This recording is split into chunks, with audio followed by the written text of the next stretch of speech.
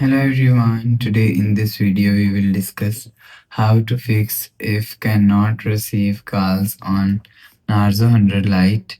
Let's start the video. If you want to fix this problem, so restart device, just click and hold side power button and swipe up.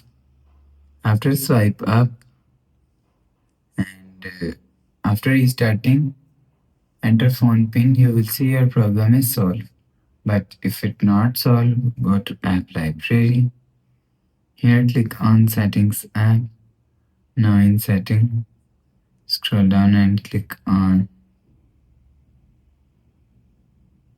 sound and vibration. After click on sound and vibration, click on do not disturb. If you want to fix this problem, so make sure turn off do not disturb button.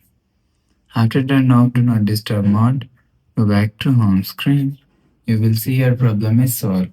But if it not solved, click on settings app, scroll down to end, click on system and update, click on backup and reset phone and click on reset network settings. Enter phone pin and click on reset. After click on reset, go back to home screen. You will see your problem is solved. But if it doesn't fix this problem, so reinstall SIM card. Remove SIM tray and clean with the help of tissue paper.